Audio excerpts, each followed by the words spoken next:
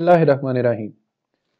Dear students, आज हम chapter number 13 start करते हैं और चैप्टर नंबर 13 का नाम है करंट इलेक्ट्रिसिटी। और इसका जो पहला टॉपिक हम स्टार्ट करने लगे हैं उसमें मैंने काफ़ी सारे टॉपिक्स को इकट्ठा मर्ज किया है और इसको नाम दे रहे हैं हम बेसिक्स ऑफ करंट का। ठीक है। सो बेसिक्स ऑफ करंट में हमारा जो कंटेंट है वो इलेक्ट्रिक करंट को अंडरस्टैंड करेंगे हम, current through a metallic conductor को, सोर्सेज ऑफ करंट को और फिर इफेक्ट्स ऑफ करंट को इसमें हम स्टडी करेंगे। सो हमारा जो कोर्स कंटेंट होगा आज का उसमें इलेक्ट्रिक करंट, फिर current through a metallic conductor, sources of current and effects of current. अच्छा, ये जो चारों टॉपिक्स हैं ये चारों टॉपिक्स लॉन्ग क्वेश्चंस में नहीं इंक्लूडेड। ठीक है, कोई भी even current through metallic conductor भी जो है वो लॉन्ग क्वेश्चंस में इंक्लूडेड नहीं है। सो इससे न्यूमेरिकल्स, शॉर्ट क्वेश्चंस, इन चीजों को समझने की हमने कोशिश करनी है और मैं साथ साथ आपको बताता भी जाऊंगा आपने क्या करना है। तो सबसे पहले हम मूव करते हैं कॉन्सेप्ट ऑफ इलेक्ट्रिक करंट पर। इलेक्ट्रिक करंट पर जाने से पहले बच्चों हमें मेन चीज अंडरस्टैंड करनी है कि बेसिकली जो करंट है it is because of the charges. हम बात करेंगे इस चैप्टर में कंडक्टर्स की। Conductors are made up of atoms जिनको हम एज्यूम करते हैं कि atoms are fixed at their locations और इन एटम्स के साथ अटैच्ड हैं electrons which are free to move, that as we call that metals have free electrons। ठीक है, इन्हीं इलेक्ट्रॉन्स का किसी एक सिमत में एवरेजली फ्लो करते जाना और एक क्लोज पाथ में ट्रेवल करना, इस प्रोसेस को हम नाम देते हैं इलेक्ट्रिक करंट का। जैसे यहां पर आप देख सकते हैं कि एक वोल्टेज सोर्स है और यहां पर इलेक्ट्रॉन्स मेंशन है और इलेक्ट्रॉन्स इस वोल्टेज सोर्स को फॉलो करते हुए इस क्लोज सर्किट में से फ्लो कर रहे हैं और अपने इसी फ्लो की बिना पर वो इस बल्ब को लाइट अप कर रहे हैं। ठीक है, तो ये हमारे पास बेसिक आइडिया हो गया इलेक्ट्रिक करंट का, जो हम वैसे भी सब जानते हैं। करंट की हमारी पूरी दुनिया में दो बेसिक टाइप्स यूज होती हैं। सबसे पहली टाइप जो बहुत सिंपल और बहुत इजी टू अंडरस्टैंड है वो है direct current, DC direct current. ऐसा करंट जिसकी एक ही डायरेक्शन हो और कांस्टेंट मैग्नीट्यूड हो। मिसाल के तौर पर एक ही डायरेक्शन से मुराद ये है कि ये डायरेक्ट करंट का सिंबल होता है बैटरी का। तो हमारे पास किसी भी रेजिस्टर में से जब करंट फ्लो करेगा तो पॉजिटिव से चलेगा और नेगेटिव की तरफ जाएगा और इसी डायरेक्शन को मुसलसल रिपीट किया जाएगा। इसे कौन सा करंट कहेंगे? डायरेक्ट। और यहां पर आप जो एक ग्राफ देख रहे हैं, इस ग्राफ में अगर हम वोल्टेज और इस तरफ टाइम लिख दें तो इसका मतलब है कि ये ग्राफ हमें ये बता रहा है कि जो वोल्टेज लेवल है विद रिस्पेक्ट टू टाइम वो चेंज नहीं हो रहा। यानी if the voltage is 5 volt then direct current हमें मुसलसल कितने वोल्ट पे मुयसर आएगा? 5 वोल्ट पे। और दूसरी टाइप ऑफ करंट जो कमर्शियली पूरी दुनिया में यूज होती है वो है एसी ऑल्टरनेटिंग करंट, जिसे दुनिया से मुतारिफ करवाया था निकोला टेस्ला नामी साइंटिस्ट ने। He was one of the most intelligent scientist ever born in the world. Alternating current क्या होता है कि वोल्टेज और टाइम का ग्राफ बनाएं तो ये graph with respect to time increase decrease फिर ऑपोजिट डायरेक्शन में इंक्रीज डिक्रीज करता है। इसका स्ट्रक्चर ये है कि आपके पास अगर एक सर्किट है ऑल्टरनेटिंग करंट का, तो इसके पॉजिटिव और नेगेटिव हाफ का मतलब क्या है? इस हाफ का मतलब है कि करंट कैन फ्लो क्लॉकवाइज और इस हाफ का मतलब है current will flow anti clockwise. यानी ये गाड़ी के स्टीयरिंग की मिसाल ले लें कि आप उसको एक दफा लेफ्ट टर्न करें फिर राइट टर्न करें, तो इस तरीके से जो करंट अपनी डायरेक्शन चेंज कर रहा हो, अपना मैग्नीट्यूड भी चेंज कर रहा हो, उसको हम कहते हैं ऑल्टरनेटिंग करंट। इस चैप्टर में हम एसी को इतना ज्यादा डिस्कस नहीं करेंगे और ये भी खुशखबरी मैं सुना दूं कि ऑल्टरनेटिंग करंट पे आपका पूरा एक चैप्टर है, chapter number 16। One of the most interesting topics और वेरी इंपॉर्टेंट टॉपिक उस चैप्टर का पेयर बनता है चैप्टर नंबर 18 के साथ। तो हमने यहाँ पर मेन फोकस पे आगे लेकर चलना है किस करंट को? डायरेक्ट करंट को। A current which has only one direction and a constant magnitude. अब आते हैं डेफिनेशन ऑफ करंट पर। तो यहां पर आपके सामने करंट आई या एवरेज करंट भी इसको नाम दे सकते हैं, और एवरेज का वर्ड आपने याद रखना है। कॉन्सेप्ट बिल्डिंग बिल्कुल साथ साथ लेकर चलनी है। बेसिक डेफिनेशन होती है एवरेज करंट की। एवरेज करंट का ये आइडिया आपने जहन में रख लेना है। हम चैप्टर नंबर 16 में जब जाएंगे तो मैं इसी बात को दोबारा कोट करूंगा एवरेज करंट की, और वहां पर कुछ एक्स्ट्रा चीजें आपको समझाऊंगा। तो average current is very simple, total charge over total time. कितना चार्ज फ्लो कर रहा है विद रिस्पेक्ट टू टाइम। तो अब चार्ज का यूनिट क्या होता है बच्चों? कूलम। टाइम का होता है सेकंड, तो कूलम पर second will be named as ampere. तो करंट का यूनिट आज के बाद क्या याद रखेंगे? Current is measured in amperes, coulomb और सेकंड। एक और चीज याद रख लें, एक होता है सिस्टम ऑफ यूनिट्स में एमकेएस सिस्टम, एक होता है सीजीएस सिस्टम। एमकेएस सिस्टम में करंट का यूनिट एम्पेयर है, और सीजीएस यूनिट में करंट के यूनिट को बायट कहते हैं, BIOT। ठीक है, तो ये अपने पास नोट डाउन कर ले। एमकेएस यानी मीटर किलोग्राम सेकंड वाले जो बड़े यूनिट्स हैं उसमें करंट का यूनिट है एम्पेयर, और स्मॉलर यूनिट्स जिन्हें सीजीएस यूनिट्स भी कहते हैं उनमें करंट का यूनिट है बायट। एक यहां तक होगी बात। यहां तक बच्चों हमने यूनिट भी डिस्कस कर लिए।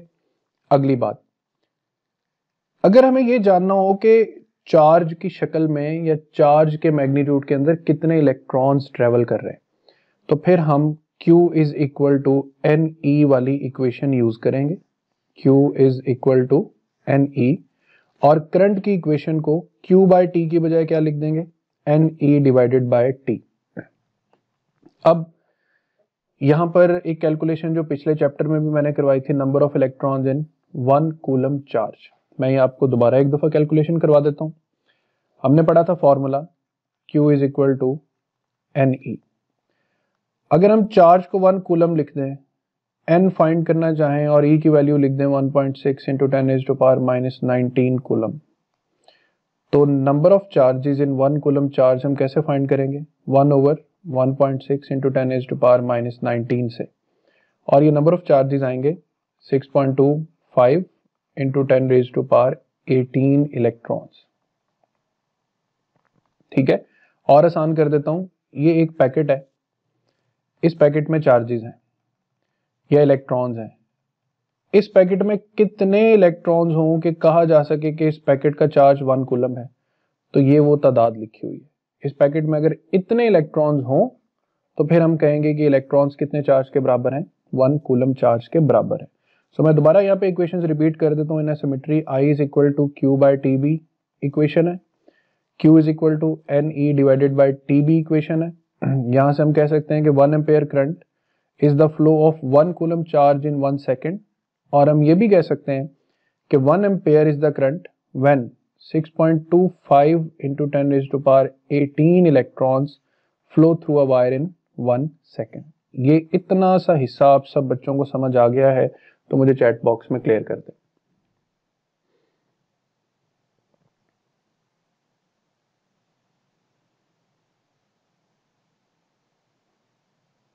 ओके बच्चों, अब इन्हीं दो फॉर्मूलाज को पिक करके Q बाय T वाला भी ठीक है, और NE डिवाइडेड बाय T वाला फॉर्मूला भी पिक करके हम आगे बढ़ते हैं।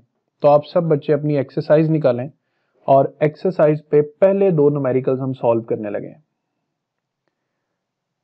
एक्सरसाइज पे आ जाए, और एक्सरसाइज में आपका न्यूमेरिकल नंबर 13.1 क्या कहता है जी? वो कहता है जी, how many electrons passes through an electric bulb in 1 minute if 300 milliampere current is passing through it। मैं आपको सिर्फ इसका गेटवे दूंगा, सॉल्व आपने खुद करना है, फाइनल आंसर खुद निकालना है। करंट की इक्वेशन Q बाय T, और चूंकि हाउ मेनी का वर्ड आ रहा है यानी कितने इलेक्ट्रॉन्स, तो इक्वेशन को और मॉडिफाई करेंगे NE divided by T। So now current is equal to NE divided by T and we need to find N। तो ये फॉर्मूला क्या हो जाएगा? I multiply by T divided by E। ठीक है, तो मैं वैल्यू लिख देता हूं, आंसर आप सब कैलकुलेट करेंगे। 300 मिली एम्पेयर का मतलब है 300 इंटू 10⁻³ -3, टाइम 1 मिनट है तो 60 सेकेंड्स लिखेंगे।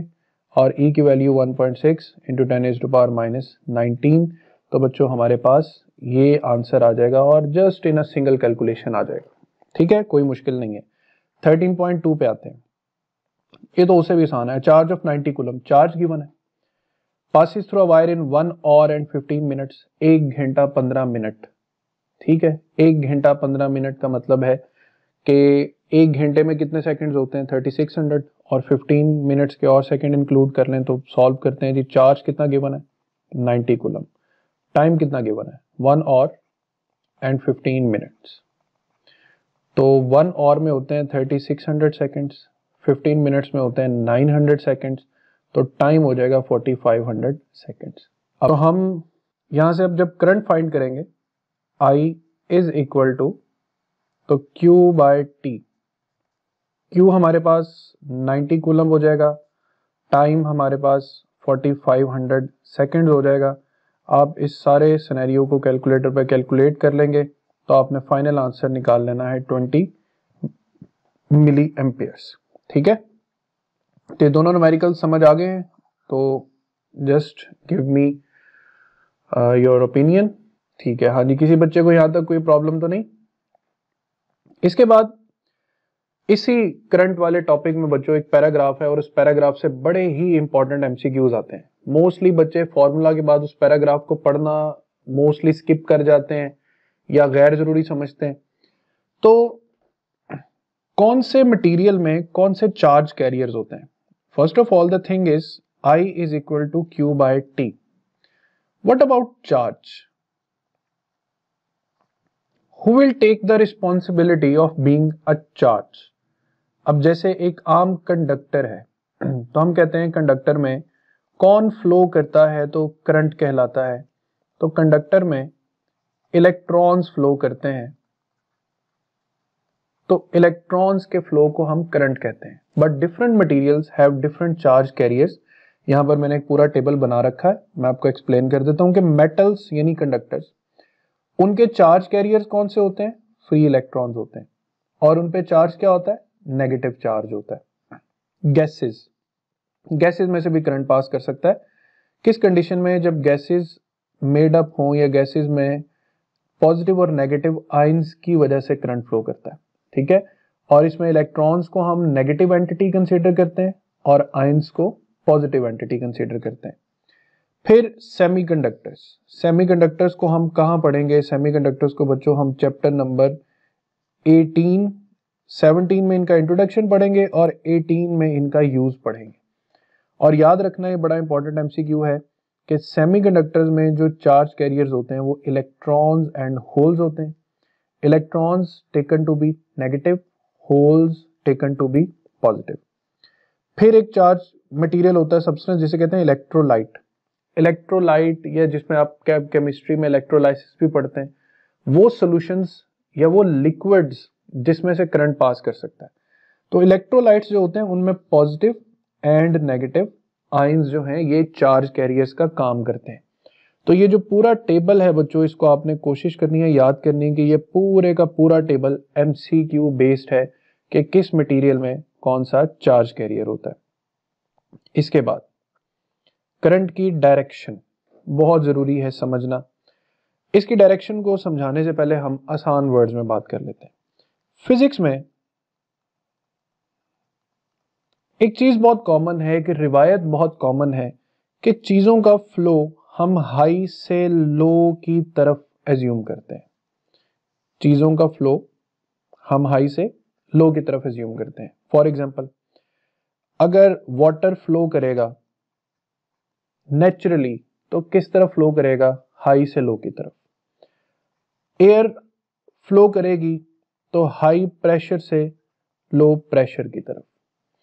अगर हीट फ्लो करेगी तो हाई टेम्परेचर से लो टेम्परेचर की तरफ। सिमिलरली हम करंट के बारे में भी यही कन्वेंशन एज्यूम कर लेते हैं कि current should flow from a higher potential value to a lower potential value. But current किस वजह से है? इलेक्ट्रॉन्स के फ्लो की वजह से। अब इलेक्ट्रॉन्स का मसला यह है कि हम बच्चों, आपको याद हो, पॉजिटिव को हाई पोटेंशियल कंसीडर करते हैं और नेगेटिव को लो पोटेंशियल कंसीडर करते हैं। अब इलेक्ट्रॉन्स का फ्लो देखा जाए तो इलेक्ट्रॉन्स तो फ्लो करते हैं लो से हाई की तरफ। ये आपके चैप्टर नंबर 12 का लास्ट शॉर्ट क्वेश्चन भी है कि do electrons tend to go towards the region of high potential और लो पोटेंशियल। तो हमारी फिजिकल कन्वेंशन ये कह रही है कि चीजें हाई से लो की तरफ जा रही हैं। तो करंट पे आकर भी हम अपनी कन्वेंशन को ही लेकर चलें ताकि हमें चीजें समझना आसान हो, तो उसका तरीकेकार क्या होगा। अब याद रखें बच्चों, जिस डायरेक्शन में इलेक्ट्रॉन्स फ्लो कर रहे हैं वो लो टू हाई है, ठीक है, वो लो टू हाई है। इस डायरेक्शन को हम नाम देते हैं इलेक्ट्रॉनिक करंट। इस डायरेक्शन को या इस करंट को हम क्या नाम देंगे, इलेक्ट्रॉनिक करंट का। अच्छा, अब एक और मिसाल दे रहा हूं कन्वेंशनल करंट समझाने के लिए। फॉर एग्जांपल हमारे पास एक ऑब्जेक्ट है, एक बॉक्स है। The box has positive charge. अब फॉर एग्जांपल इलेक्ट्रॉन्स की एक स्ट्रीम इस बॉक्स की तरफ फ्लो करना शुरू करती, तो ये आ रहे हैं जी इलेक्ट्रॉन्स। ये जिस तरफ इलेक्ट्रॉन्स आ रहे हैं ये इलेक्ट्रॉन्स का फ्लो है। अब जैसे इलेक्ट्रॉन्स इस बॉक्स पे आना शुरू हो जाएंगे तो ये जो पॉजिटिव चार्ज है ये कम होना शुरू हो जाएगा क्योंकि न्यूट्रलाइजेशन शुरू हो जाएगी। इसी बात को वो कहते हैं कि आप ऐसे भी तो एज्यूम कर सकते हैं कि नेगेटिव चार्ज आ रहा है और पॉजिटिव चार्ज यहां से जा रहा है। नेगेटिव चार्ज इस बॉक्स की तरफ फ्लो कर रहा है और पॉजिटिव चार्ज इस बॉक्स से अवे जा रहा है, यानी रिड्यूस होता चला जा रहा है। सो अब देखें, जिस तरफ इलेक्ट्रॉन्स फ्लो करते हैं उसको कहते हैं इलेक्ट्रॉनिक करंट, और वो क्या होता है, लो टू हाई। तो ऑटोमेटिकली जिस तरफ पॉजिटिव चार्ज फ्लो करेगा उसको हम कहेंगे कि ये फ्लो कर रहा है हाई से किस तरफ, लो की तरफ। और बच्चों इस करंट को हम नाम देते हैं कन्वेंशनल करंट का। And in the whole physics literature जो अब से ऑनवर्ड आप पढ़ेंगे, आप एक ही करंट पढ़ेंगे, दैट इज कन्वेंशनल। सिर्फ एक टॉपिक के अलावा, वो टॉपिक अभी आगे आएगा, वो बताता हूं उसमें कैसे पढ़ना है। तो कन्वेंशनल करंट, ठीक है, ये वो करंट है जो, इसके बारे में याद रख लें चीजें, हाई से किस तरफ फ्लो करता है, लो की तरफ। किस वजह से फ्लो करता है, because of the flow of positive charges, ठीक है।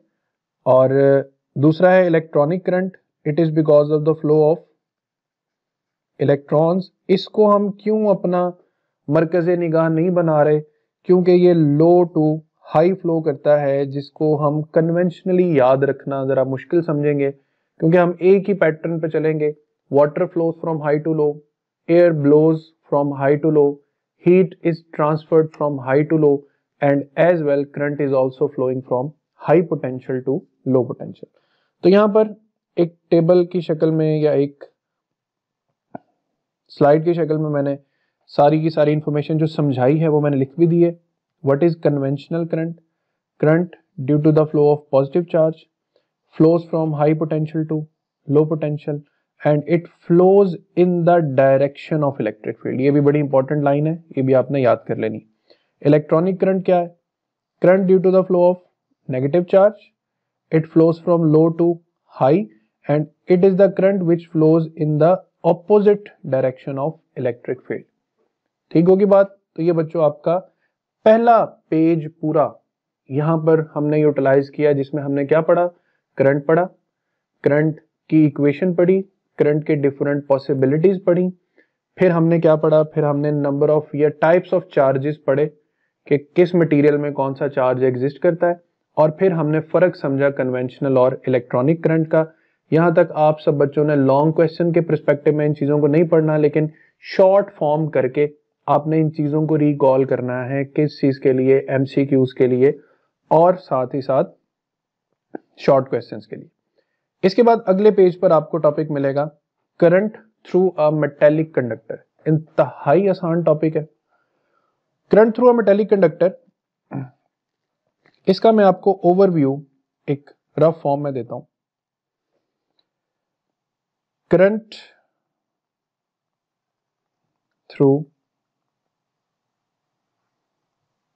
a metallic conductor।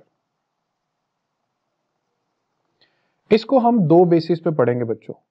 एक, when external electric field is zero, और दूसरा perspective when external electric field is not equal to zero।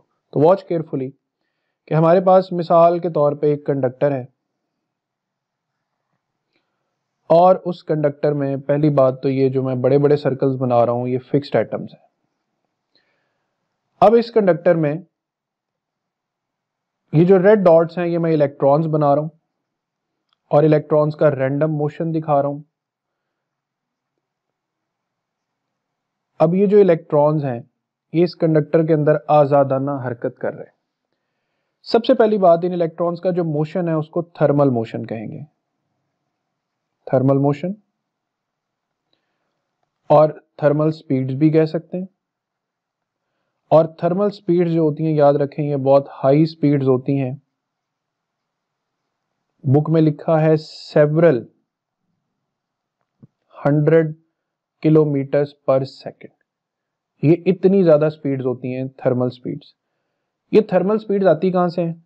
First year chapter number 11 में जो छोटे छोटे गैस पार्टिकल्स या इलेक्ट्रॉनिक गैस के काइनेटिक एनर्जी है ना, वो जिस फार्मूला से निकल सकती है वो 3/2 kT है।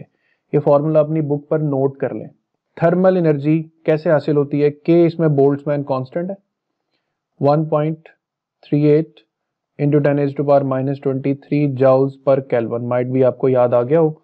और T जो है ये हमारा एब्सोल्यूट टेम्परेचर है केल्विन्स में। यानी अगर आप अभी भी जानना चाहें कि आपके माहौल में मौजूद इलेक्ट्रॉन्स की काइनेटिक एनर्जी कितनी है तो आप सिंपल 3/2 kT अप्लाई कर दें। आपके एनवायरनमेंट में ये जो गैस है, हवा है, इसकी काइनेटिक एनर्जी कितनी है, ठीक है। तो बेटा जब बाहर से कोई इलेक्ट्रिक फील्ड अप्लाई नहीं होगी, कंडक्टर के अंदर जो मोशन ऑफ इलेक्ट्रॉन्स है वो रैंडम होगा। उस रैंडम मोशन में इलेक्ट्रॉन्स की जो वेलोसिटीज होंगी वो थर्मल वेलोसिटीज होंगी और उनका ऑर्डर कितना होगा? सेवरल 100 किलोमीटर्स पर सेकेंड। और एक और बात, इलेक्ट्रॉन्स का मोशन बहुत बैलेंस्ड होगा। जितने इलेक्ट्रॉन्स लेफ्ट टू राइट जा रहे होंगे उतने ही effective electrons right to left भी आ रहे होंगे। सो जो नेट करंट होगा वो क्या हो जाएगा? जीरो हो जाएगा। और इसी कंडीशन को जब हम यहां पर रिपीट करें कि अगर हम कंडक्टर जिसके अंदर फिक्स्ड एटम्स हैं और इलेक्ट्रॉन्स हैं, इस कंडक्टर के गिर्द अगर हम एक वोल्टेज सोर्स अप्लाई कर दें तो देखें ये साइड हाई पोटेंशियल पे है, ये साइड लो पोटेंशियल पर है, ठीक है। इसकी वजह से कंडक्टर का ये एंड हाई पे चला जाएगा और ये एंड लो पर। अब फिर वही कहानी, इलेक्ट्रॉन्स ने किस तरफ जाना है बताएं? हाँ जी, इलेक्ट्रॉन्स फ्लो करेंगे लो टू हाई। तो ये जितने इलेक्ट्रॉन्स हैं they will all start moving from low potential towards the high potential. अच्छा, अब जब ये सब इलेक्ट्रॉन्स एक मजमे की तरह, एक हजूम की तरह एक ही सिमत में फ्लो करना शुरू कर जाएंगे ना तो फिर बड़ी तेज गड़बड़ होगी, बहुत बड़ी गड़बड़ होगी। वो ये कि जैसे रियल लाइफ में भी हजूम होता है ना, तो हजूम जब एक ही सिमत में चल पड़े ना तो फिर टकराव बढ़ जाता है, टक्करें ज्यादा बढ़ जाती हैं, फिर टकरा टकरा के लोग गिरते संभलते हैं और आगे बढ़ना, नेट डिस्प्लेसमेंट कवर करना मुश्किल हो जाता है। सो वो जो नेट डिस्प्लेसमेंट कवर करना मुश्किल हो जाता है उसकी वजह से इलेक्ट्रॉन्स का जो मोशन है वो ड्रिफ्टिंग मोशन कहलाता है कि इलेक्ट्रॉन बड़ी कोशिश कर करके आगे बढ़ने की कोशिश करता है। तो इस वेलोसिटी को या इस स्पीड को हम इलेक्ट्रॉन की ड्रिफ्ट स्पीड का नाम देते हैं। इसकी डेफिनेशन क्या है? Average velocity of electrons in the presence of external electric field is called drift velocity. इस ड्रिफ्ट वेलोसिटी की वैल्यू आपकी बुक पर लिखी हुई है 10⁻³ मीटर्स पर सेकेंड। और इस ड्रिफ्ट वेलोसिटी के हवाले से मैं आप लोगों को एक क्वेश्चन क्लियर करूंगा। वो क्वेश्चन आपका पहला ही शॉर्ट क्वेश्चन है, तो इसमें मैंने यहाँ पर ड्रिफ्ट वेलोसिटी की इक्वेशन लिखी हुई है, आप सब बच्चे ये इक्वेशन नोट कर लें। फर्स्ट शॉर्ट क्वेश्चन के पास आपकी बुक में ये फॉर्मूला गिवन नहीं है, ठीक है, ये फॉर्मूला लेकिन लिख लें अपने शॉर्ट क्वेश्चन के पास जरा जल्दी से, क्योंकि मीटिंग का टाइम भी शायद ओवर होने वाला है। वी डी है ड्रिफ्ट वेलोसिटी, आई है करंट, एन है नंबर डेंसिटी, ई है इलेक्ट्रॉनिक चार्ज और ए है कंडक्टर का एरिया। और इस आई को हम V ओवर R भी लिख सकते हैं by the concept of Ohm's law, ठीक है। तो यहां तक आप इस चीजों को समझें करंट थ्रू मेटालिक कंडक्टर। इस शॉर्ट क्वेश्चन को मैं कल एक्सप्लेन करूंगा, इसके लिए थोड़ी मजीद डिटेल हमें रिक्वायर है।